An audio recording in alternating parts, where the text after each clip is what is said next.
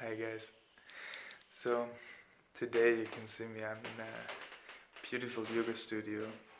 This is the Lotus Yoga Studio in Basel.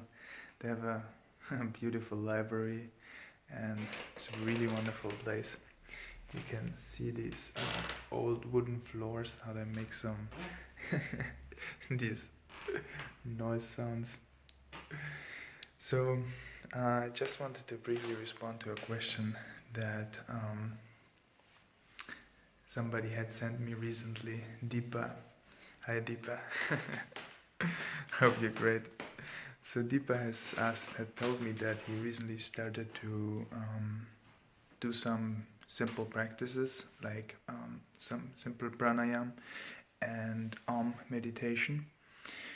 These are some intro practices which everybody can make use of, and they are very powerful actually if done with a certain involvement. As is true with any of the practices, really. So his challenge is that he said he's not able to keep the level of focus and involvement up during the practice, that he's drifting off and he's not able to do them. He feels that he's starting to rush through them and is not doing it with full attention and involvement. And so he's wondering what he can do to get more benefit out of them. So Deepa and anyone else who's facing this challenge, I would say that, a lot, really a lot,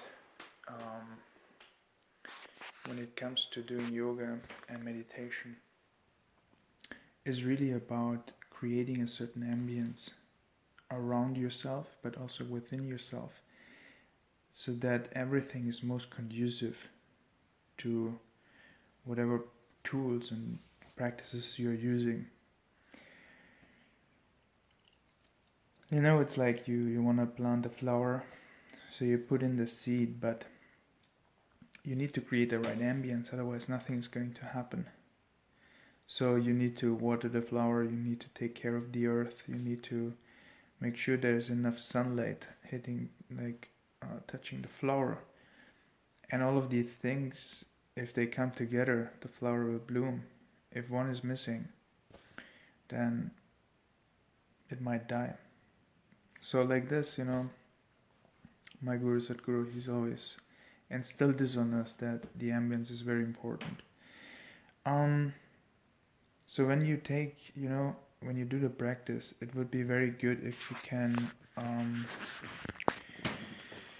you create the right ambience in your life for it. So maybe you can carve out a specific time in your day where you commit to do this.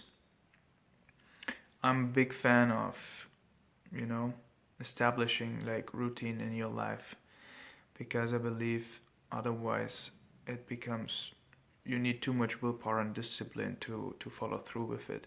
So maybe, in the morning you can carve out these 10-15 minutes that you use for these practices, and in order to create that ambience. So in the morning it's good because you're not so yet carried away in the day. But even if you do it in the evening, it's good to calm down. But there's a few basic tricks you can use to create that ambience. So one is, I would say, first of all, make sure you do it in an undisturbed environment, okay? Especially when starting off, you don't want to have too many distractions, whether that's family or noise or even your phone, keep it away so you don't even look at it. All these things, just make sure there's not too much distractions.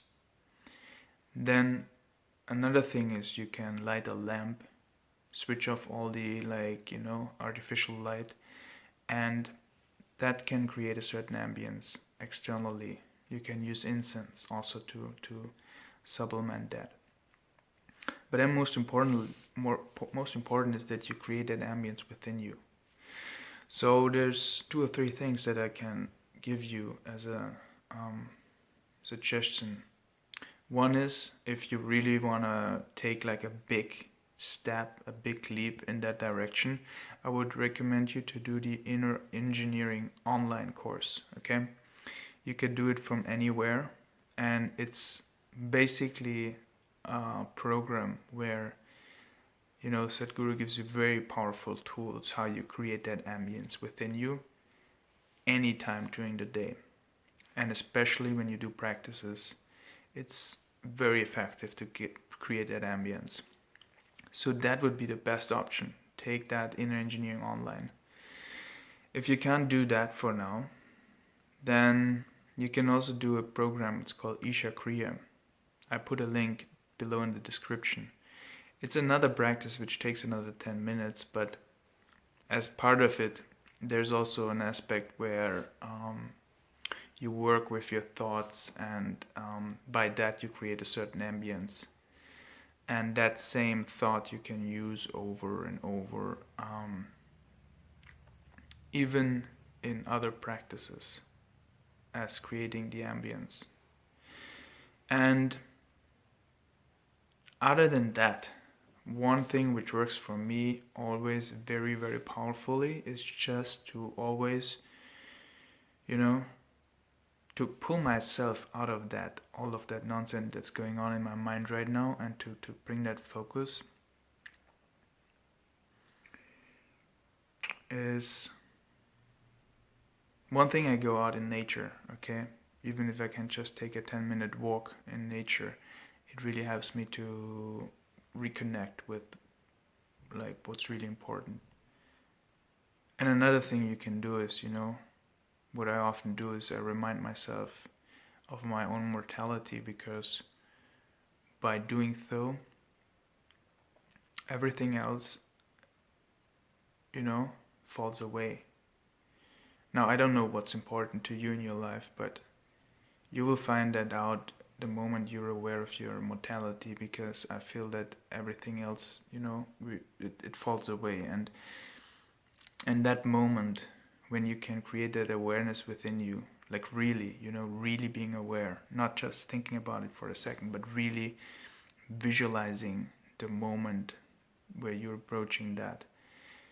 If you create that awareness, then, you know, all these things which seem super important and take up your day-to-day life in a particular day, they fall away and lose importance. And then suddenly other things become more important, like, for example, turning inward. And that can create a very powerful foundation, a very powerful ambience for you to then do these practices with a much, much more higher level of involvement. And the moment you have that involvement, I feel that even the simplest practices, they can become very, very powerful. But without the right involvement, even the most powerful practices, you know, they just won't work. So it's really all about learning that involvement and how to create that. So I hope these tools help you. If they do, I would be glad if you come back here and leave a comment below. Or if you know other tools, please leave a comment below. I would really be curious. If you have any questions, I'm more than happy to respond. Just leave a comment and I will pick some out for the next video. Also, guys, please hit the like button, give me a thumbs up if you like these videos, and also make sure you to subscribe to the channel. Okay, just down there you can hit the subscribe button, or there's this little video, this image of mine. You can click it to subscribe to the channel, and also there's this alert button you can click so that you get actually notified about all these new videos. So both me and my partner Hans on his channel, we have like this commitment that we want to create at least one new video every single week. So I'm really happy that you take the time to watch it, and I would be really happy to see from you what the questions are that you are interested in, and I hope I see you again next week. Bye, guys.